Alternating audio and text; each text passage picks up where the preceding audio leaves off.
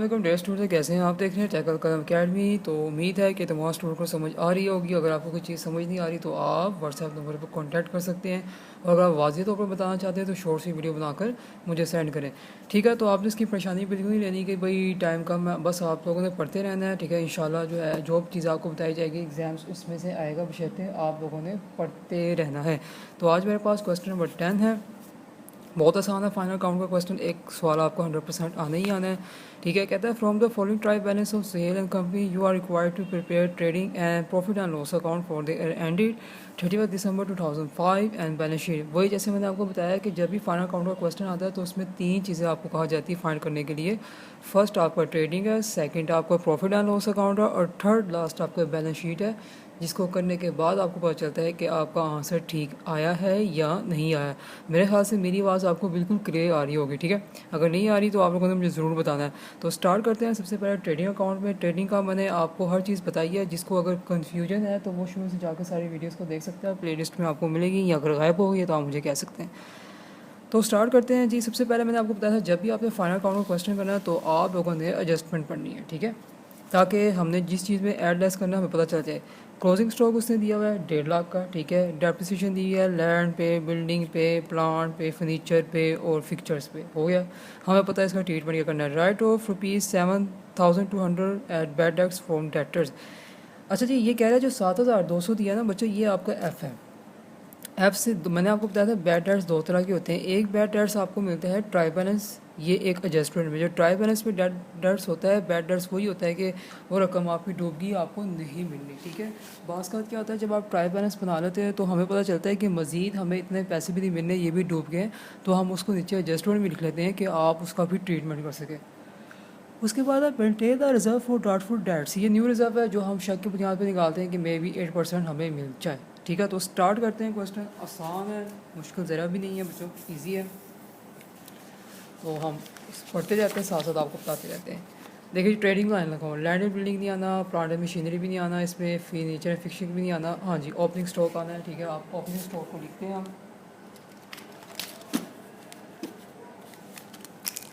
ये जी मैं लिख रहा हूँ ओपनिंग स्टॉक में। ओपनिंग स्टॉक की अमाउंट, एक मिनट बच्चों हिल क्यों रहा है। ओपनिंग स्टॉक की अमाउंट मेरे पास है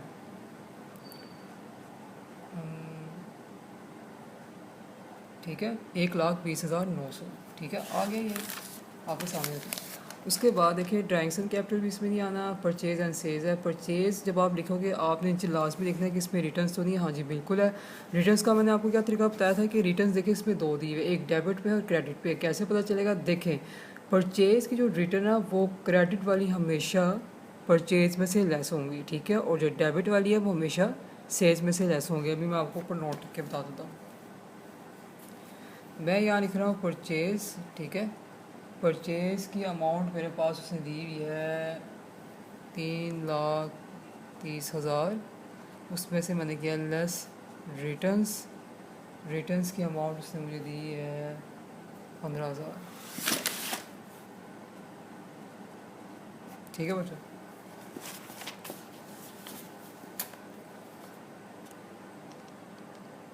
तो माइनस 15,000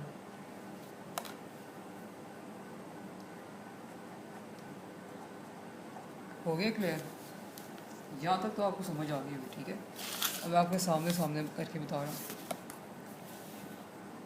अगर दो रिटर्न्स हो, ठीक है, दी गई हो, तो क्रेडिट वाली परचेज से माइनस होंगी। ठीक है, और डेबिट वाली सेल्स से माइनस होगी। अब बताएं, ये नोट है, इसको आपने ऊपर लिख लेना ताकि आपको अच्छी तरह से समझ आ जाए कि क्या कहा जा रहा है। हो गया। उसके बाद बच्चों आगे आ जाए। डेटर क्रेडिटर्स नहीं आने, रिटर्न्स वो मैंने कर दी है। ठीक है, लोन्स का इधर ताल्लुक नहीं, वेजेस एंड सैलरीज। अब बात का ये दो चीज़ें आती हैं बच्चे, ये दो स्टेप्स होते हैं। बच्चे कंफ्यूज होते हैं कि वेजेस एंड सैलरीज हैं उसको ट्रेडिंग में भी डालेंगे तो क्या सैलरीज में नहीं। देखिए इसके पहले क्या लिखा हुआ है, वेजेस है। अगर पहले वेजेस लिखा हुआ है ना, मैं आपको बताता हूँ पास्ट टाइम क्या होता है कि जो सैलरीज है वेजेस है वो आपस में मर्ज हो जाती है, यानी मिक्स हो जाती है। तो उस सूरत में क्या कंडीशन होती है, जो पहले आपकी चीज़ लिखी होती है, पहली वेजेस है, वेजेस का ताल्लुक ट्रेडिंग से है, तो आप उसको डायरेक्ट जो है ट्रेडिंग में लेके जाएंगे और प्रॉफिट एंड लॉस में इसका कोई ताल्लुक नहीं होगा। और बास का ऐसे भी होता है कि सैलरीज एंड वेजेस ये होती है, तो इसके पहले क्या लिखा हुआ है, सैलरीज लिखा हुआ, तो सैलरीज को उठा के आप प्रॉफिट एंड लॉस में लेके जाएंगे और ट्रेडिंग से इसका कोई ताल्लुक नहीं होगा। ये छोटी छोटी बातें इसको आप लिख लें ताकि आपका कॉन्सेप्ट क्लियर हो जाए।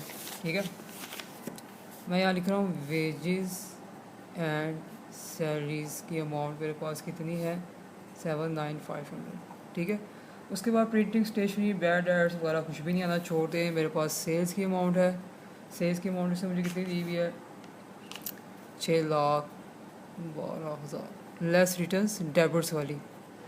ठीक है, ये खाना ज़रा बच्चे पढ़े लगाने, ये मेरी वो थी ना जब यूनिवर्सिटी शीट्स पे करेंगे, यूनिवर्सिटी शीट्स पे साइड पे आपने लाइन लगानी, पूरी लाइन को आपने ना पूरी शीट को इस्तेमाल करना है। ये जी मैं इसको माइनस करूँगा, बिल्कुल जैसी स्टाइल तरीके से करवा रहा हूँ कि बच्चों को कन्फ्यूजन ना हो। ये जी मेरे पास ये ठीक है। क्लोजिंग स्टॉक उसके बाद मेरे पास यहाँ पे आता है, वो मैं यहाँ पे लिख लेता हूँ। क्लोजिंग स्टॉक की मेरे पास अमाउंट है 1.5 लाख। अब क्या करना है बच्चों, आपने अब देखना है, आपने जब एक दफ़ा ये चीज़ें डालेंगी, आप एक दफ़ा देखना कोई चीज़ तो नहीं रहेगी। ठीक है, उसके बाद आप इसको करोगे बंद स्केल के साथ, इसको बंद, देखो बंद किया, इसके नीचे क्या लग रही है, डबल लाइन लग रही है। आप दोनों में से देखनी कौन सी साइड बड़ी आ रही है, प्लस देखिए मेरी ये वाली साइड बड़ी आ रही है, जो साइड बड़ी आ रही है ना उसको इधर भी लिखा, इसको इधर भी लिखा। ठीक है, अब ये साइड बड़ी आ रही है ना, ये साइड बड़ी आ रही है, इसमें से माइनस होगी, ये साइड बड़ी आएगी तो ये इसमें से माइनस होगी। अभी मैं आपको माइनस करके बताता हूँ, 74433 माइनस 1209 7950 जी, 2,28,600 ये मेरा आ गया है बच्चों gross profit. Final accounting question करने में आपको मज़ा बहुत आएगा अगर आपको समझ आ जाए। ठीक है, ये मेरा आंसर आ गया ग्रोस प्रॉफिट का। देखिए सिंपल से आपको स्टेप बाय स्टेप करना, कोई ऐसी चीज़ नहीं है जिसके लिए आपको परेशानी उठानी पड़े। तो ट्रेडिंग मेरा क्लियर हो गया। ठीक है, अब मैंने आपको बताया था कि एक अकाउंट दूसरे अकाउंट के साथ लिंक करता है। आप चाहे तो ट्रेडिंग के साथ प्रॉफिट एंड लॉस बना दें, अगर आपने साथ बनाना है तो मैंने इस चीज़ को साथ लिख लिया है, चाहे तो उसको अलग बना लें, उसका कोई भी इशू नहीं है। मैं आपको वो चीज़ें बता रहा हूँ बच्चों जो एग्जाम्स में किए जाते हैं, और मुझे काफ़ी सालों से एक्सपीरियंस है। जो स्टूडेंट मुझसे पढ़ के जाते हैं वो अच्छे नंबरों से कामयाब होते हैं, बशर्ते जो टीचर उनको कह रहा है वो उसे करे। बच्चे वो काम नहीं करके लाते, फिर कहते हैं जी टीचर ने हमें नहीं करवाया। हो गया, अब मैं क्या करूँगा, देखिए मेरा एक ग्रोस है, अगर ग्रोस आपका आया तो उसको आप क्रेडिट साइड पे लिखेंगे। ठीक है, मैंने यहाँ पे लिखा। अभी मैं आपके हर पॉइंट का जवाब देता हूँ। अगर फ़र्ज़ के लिए स्टूडेंट कहते हैं कि सर अगर हमारा जो है लॉस निकल गया तो लॉस आपका डेबिट साइड पे आएगा। ये छोटी छोटी चीज़ें आप लिख लें, प्रॉफिट क्रेडिट साइड पे, क्योंकि इनकम आपकी इंक्रीज़ होती है तो वो क्या होती है, क्रेडिट होती है। और लॉस अगर आएगा वो डेबिट साइड पर, क्योंकि एक्सपेंस जब आपका इंक्रीज़ होता है तो डेबिट होता है। क्लियर हो गया? ठीक है, आ जाए अब हम प्रॉफिट एंड लॉस बना लेंगे। मैं इसके नीचे बना रहा हूँ, ये उससे बताया हुआ है कि लैंड और बिल्डिंग है, प्लांट और मशीनरी और फर्नीचर है, फिक्चर है। तो इन सब के नीचे जो है बच्चों डेप्रिसिएशन दिए मैं बारी बारी अब निकालता हूँ आपको बताने के लिए। मैंने क्या करना है, यहाँ पर सिर्फ परसेंटेज शो करवानी है। मैं लिखूँगा यहाँ पे, मैं शो करके लिख रहा हूँ depreciation on land and building. ठीक है, अमाउंट मेरे पास कितनी दी हुई है, 2,55,000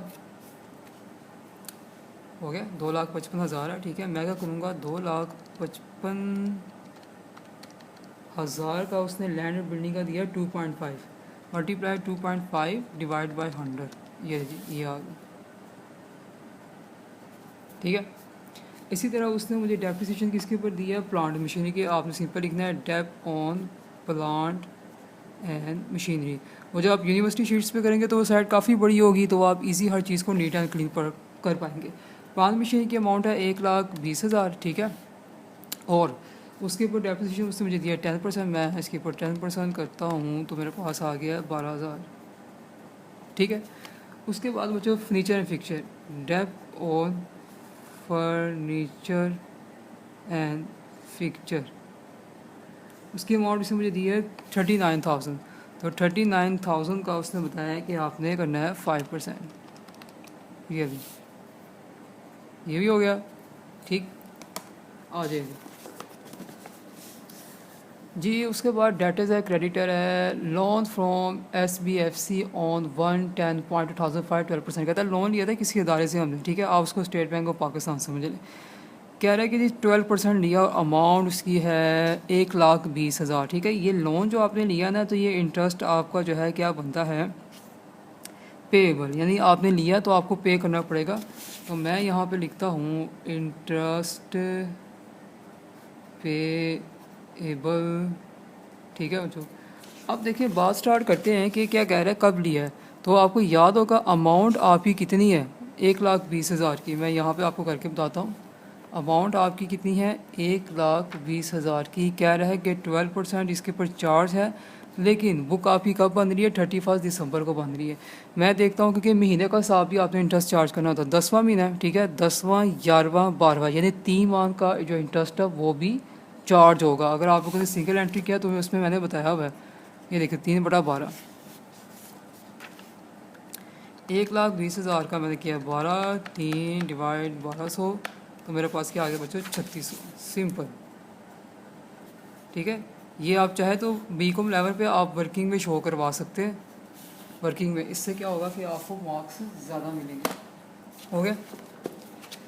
आगे क्या है, प्रिंटिंग एंड स्टेशनरी है, वो आपने यहाँ पे लिखना है, प्रिंटिंग एंड स्टेशनरी की अमाउंट, ये सब चीज़ें जो है ना ये आपके एक्सपेंसेस पे आते हैं। कितनी अमाउंट है, 9,300, ठीक है। इसके अलावा चलो जी बैड डेट्स पे आए थे बच्चों, बैड डेट्स की बात करते हैं। बैड डेट्स का मैं सबसे पहले आपको क्लियर करूँगा, मैं इस शीट की तरफ लेके जा रहा हूँ आपको। यहाँ पर ना आप लोगों ने जो एक कोई वर्किंग करनी है ना, बड़ी सी हेडिंग देनी है उधर जहाँ पे एग्जाम पे वर्किंग, ठीक है, वर्किंग नंबर 1, इससे आपको मार्क्स मिलेंगे क्योंकि वर्किंग के मार्क्स मिलते हैं। अगर आपको वहाँ से कुछ चीज़ें गलत हो जाए तो वर्किंग से कंसेप्ट का अंदाज़ा लगता है। यहाँ पे लिखूँगा कैलकुलेशन फॉर बैड डेट्स, क्योंकि ये वाला हिस्सा जो है ना बच्चों को बहुत कंफ्यूज करता है। मैंने आपको बताया होगा NBF-O, मैं दोबारा बताता हूँ, इसका मतलब होता है न्यू रिज़र्व, इसका मतलब होता है बैड डेट्स, ठीक है, इसका मतलब होता है फर्दर बैड डेट्स, इसका मतलब होता है ओल्ड रिज़र्व। मैंने इस सब चीज़ों की वजाहत की है, आप जाके वीडियोस में देख सकते हो। इसके साथ माइनस है, इन सब के साथ प्लस है। मैंने बताया था कि न्यू रिज़र्व आपको मिलते हैं एडजस्टमेंट में, ठीक है, ये बैड डेट्स भी आपको एडजस्टमेंट में मिलते हैं, ठीक है, और फर्दर जो बैड डेट्स होते हैं आपको, सॉरी, ये आपको मिलते हैं, ठीक है, ठीक है, बैड डेट्स आपको मिलते हैं ट्रायल बैलेंस में। मैं भी बताता हूँ फ़र्क, ये आपको एडजस्टमेंट में मिलते हैं और ये भी आपको ट्रायल बैलेंस में मिलते हैं। दो चीज़ें ट्रायल बैलेंस में, दो चीज़ें एडजस्टमेंट में। अगर मैं ट्रायल बैलेंस की बात करूँ तो बच्चों ट्रायल बैलेंस ये होता है, ठीक है, और अगर मैं एडजस्टमेंट की बात करूँ तो एडजस्टमेंट ये होता है। क्लियर हो गया। अब आपने कुछ भी नहीं करना, सिर्फ चीज़ों को पढ़ना और इसमें आप लोगों ने डालना है। मैं अब इसको वर्किंग मैंने आपको बताया, लेकिन आप लोगों ने करना नहीं है। अब आप डायरेक्ट ऐसे करेंगे BF-O। अब मैं आपको बताता हूँ क्या है, क्या कह रहा है। कह रहा है कि राइट ऑफ का मतलब होता है बच्चों निकाल देना। कह रहा है कि 7,200 में डूब गए वो आप डेटर से निकालो। तो सबसे पहले मैं क्या करता हूँ कि मेरे पास जो डेटर्स की अमाउंट कितनी है, 91,200, ठीक है, इसमें से मैं लेस करता हूँ 7,200, 91,200 माइनस ये रकम मेरे पास बची 84,000। कह रहा है इसमें से जो 8% है ना वो डाउटफुल है कि मे भी हमें मिल जाए। तो आप इसका क्या करेंगे, इसका 8% करेंगे। मैं इसका 8% करता हूँ तो मेरा ये आ गया 6,720। ये जो 6,720 आया ये बच्चों आपको न्यू रिजर्व है जो हमने डॉट पर निकाला है। क्लियर हो गया। वो पुट करते जाएं। अब बी मैंने देखना है, बी है, ये देखिए बी आपको दिया हुआ है। इसकी अमाउंट कितनी है, 12,600 मैंने वहाँ पे लिख दिए, ठीक है। फर्दर बैड डेट्स कौन से होते हैं बच्चे, ये एफ़ होते हैं। जब राइट ऑफ का वर्ड इस्तेमाल हो ये आपको एफ़ होता है, यानी मज़ीद आप कितने पैसे क्या है डूब के। माइनस हो की बात करूँगा, रिज़र्व यानी कंपनी क्या करती है अपने ही प्रॉफिट वगैरह से कुछ हिस्सा जो है सेव करके रखती है कि आने वाले वक्त में अगर आपका नुकसान वगैरह हो गया तो उसको निकाल के जो है भरपाई कर ले। जैसे आपके घर के लोग जब आप इनकम आती है उसमें से कुछ सेविंग करके रखते हैं। तो ये देखिए इसके दो नाम है, प्रीमियम फॉर ऑर्डर रिजर्व आ जाए या ऑर्डर रिजर्व आ जाए, एक ही बात है, आप लोगों ने घबराना नहीं। ये उसने दिया हुआ है 10,140 के लिए जी, 10,140, मैं क्या करूँगा, सबकी ये देखिए सारे प्लस हो रहे हैं और ये नीचे वाला माइनस होगा। 6720 प्लस 1200 600 प्लस 7200 माइनस जो है 10140, ये आ गया बच्चों। ये जो आपका है ना, अब आपने ये टोटल लिखना है सिंपल। यहाँ पर मैं लेके जाऊँगा, मैंने यहाँ पर क्या लिखना है, प्रीवियन फॉर बैड डेट्स, जो मैंने टोटल निकाला है 16380, बस इतनी सी बात है। अब बाज़ जगह पे आप देखेंगे तो वो आपको इसके अंदर ही वर्किंग कराएंगे, लेकिन जो सबसे आसान तरीका होता है बच्चों वो ऐसे लास्ट में होता है कि आप वर्किंग कर लो नीट एंड क्लीन है, आपको भी समझ आएगी और एग्जामिनर को भी समझ आएगी, फिर वो आपको अच्छे मार्क्स देगा। मेरे ख्याल से मैंने सारी चीज़ें पुट कर दी है और कोई चीज़ नहीं है जो यहाँ पर करने वाली है। तो मेरे ख्याल से अब हम क्या करेंगे, टोटल करेंगे, ठीक है। स्केल से इसको थोड़ा सा बढ़ा लेते हैं। ये आप लोगों ने मार्कर मुर्कर का यूज़ लाजमी करना है, ये तो मैं जस्ट एक आपको समझा रहा हूँ। अब आप ये ना कहते हैं कि जी सर ने तो ऐसे ही किया था तो मैं भी ऐसे ही करूँगा, किया इसका, ठीक है। इस साइड पे कोई चीज़ नहीं है तो छोड़ दें, इसी को मैंने डाला। अब ये मैं वैसे नहीं उतार रहा क्योंकि मुझे पता है कि इसका साइड का टोटल बड़ा आ रहा है। आप लोगों ने दोनों का टोटल करना है एग्जाम्स में, डेबिट का भी करेंगे क्रेडिट भी करेंगे। जो सी अमाउंट आपको बड़ी लिखेगी वही अमाउंट दोनों साइड पे लिखी जाएगी, ठीक है। फ़र्ज़ करिए अगर आपका डेबिट साइड बड़ा आ रहा है तो ये अमाउंट यहाँ पे भी लिखी जाएगी, यहाँ पे भी लिखी जाएगी। अब क्योंकि मैं क्वेश्चन करवाता हूँ तो मुझे पता है कि आपकी क्रेडिट साइड बड़ी आ रही है, यही अमाउंट यहाँ पर भी लिखूँगा मैं, और इसमें से क्या कर दूँगा सबको माइनस 22,000 2,28,600, ठीक है, माइनस 6375 12,000 1950, ठीक है, और 3600 9300 और 16380। तो बच्चों आंसर क्या आ रहा है जी, एग्जैक्ट आंसर आ चुका है आपका। अभी एक जगह मैंने नहीं छोड़ी तो आप लोग इसको छोड़ देना, 78995। ये आपको क्या निकला है, ये नेट प्रॉफिट निकला है। कितना आसान और इजी है, मुश्किल है इसमें कोई मुश्किल नहीं है।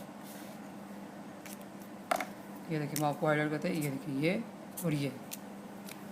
अब ये चीज़ें निकली हैं तो आपके लिए आसान है। बैलेंस शीट आप मिनट में बना लेंगे। बैलेंस शीट में आपको बताता हूँ क्योंकि ये क्वेश्चन इंपॉर्टेंट है, एग्जाम्स में आते रहते हैं, बहुत आसान पेपर आता है, मुश्किल ज़रा भी नहीं है। बच्चों को कन्फ्यूजन इस वजह से होती है क्योंकि उनके कॉन्सेप्ट क्लियर नहीं होते हैं, ठीक है। तो अब मैं आपको बैलेंस शीट बना के दिखाता हूँ। बच्चों ये 3 स्टेप लाजमी करने हैं, नाम, ट्रेडिंग और डेट। इसके आपको मार्क्स मिलते हैं, परफॉर्मर के आपको मार्क्स मिलते हैं, फिर अंदर जो क्वेश्चन आपने किया था उसके भी मार्क्स मिलते हैं, जो वर्किंग की होती है, ये सब चीज़ें मैं आपको साथ समझाऊंगा। आप टेंशन ना लें एग्जाम से पहले, ठीक है। अब मैं बैलेंस शीट बनाने जा रहा हूँ।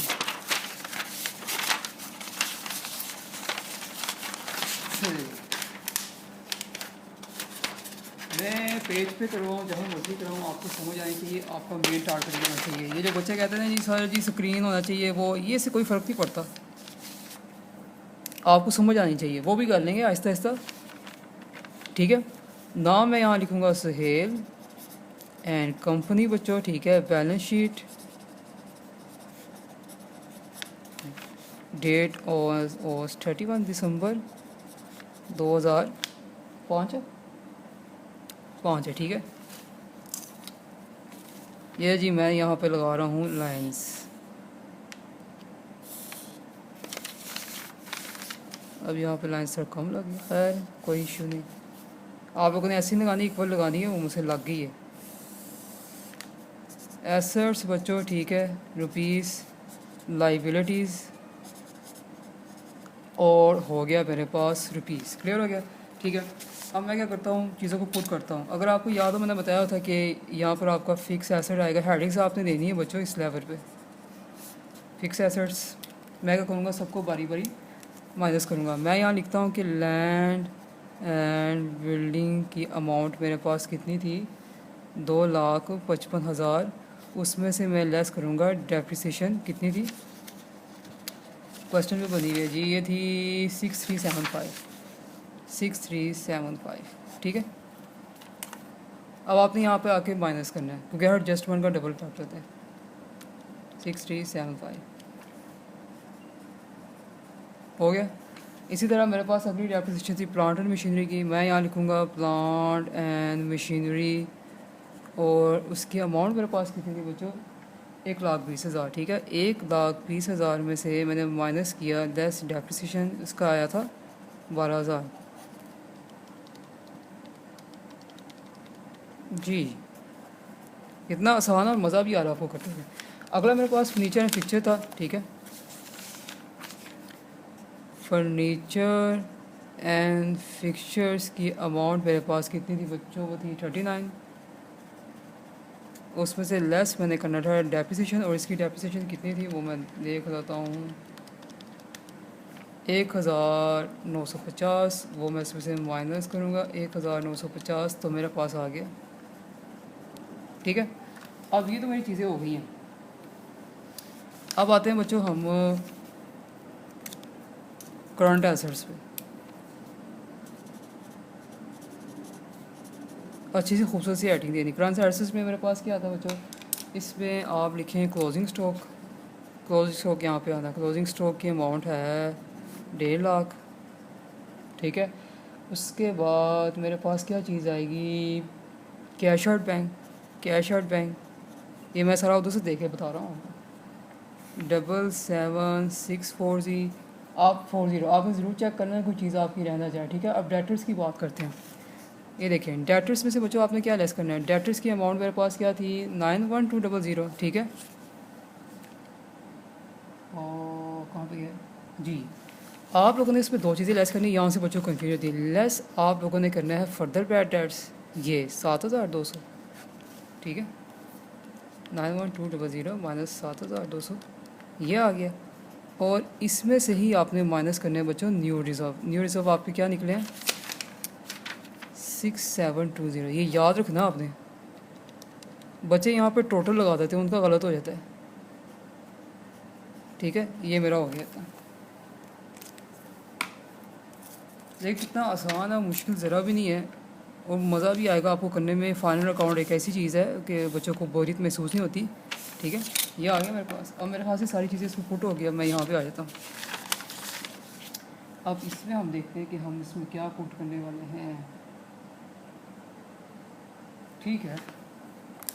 यहाँ पे आ जाए फिक्स लाइबिलिटीज़, ये आपको हेडिंग दे देंगे, ठीक है। हम देखेंगे इसमें क्या क्या चीज़ें हैं जो डालनी है आपने, ठीक। अब मेरे पास बच्चों इसमें कैपिटल है, कैपिटल की अमाउंट लिखूँगा मैं। कैपिटल उसने मुझे दिया हुआ है, मैं दिखा भी दूँगा आपको। कैपिटल की अमाउंट है ये है, ठीक है, 4,20,000। 4,20,000 के अंदर मैंने ऐड करना है नेट प्रॉफिट। नेट प्रॉफिट मेरा के पास क्या है 178,995। और ड्राइंग्स बच्चों हमेशा क्या होती है लेस होती है, वो मैंने क्या करनी है ड्राइंग्स माइनस कितनी है 96,000,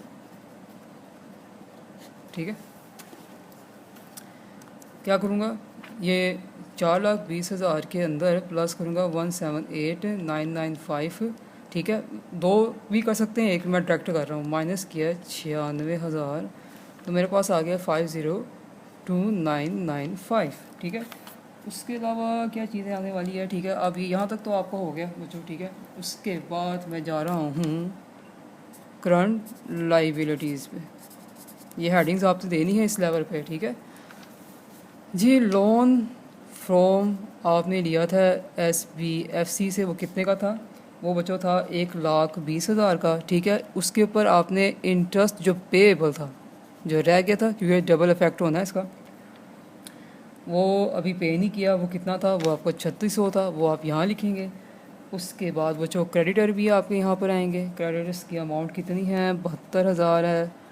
और मेरे ख्याल से अब कोई चीज़ नहीं रह गई है जो हमने अंदर डालनी है, तो बच्चों हम करते हैं इसका टोटल और आपको आंसर बताते हैं, ठीक है।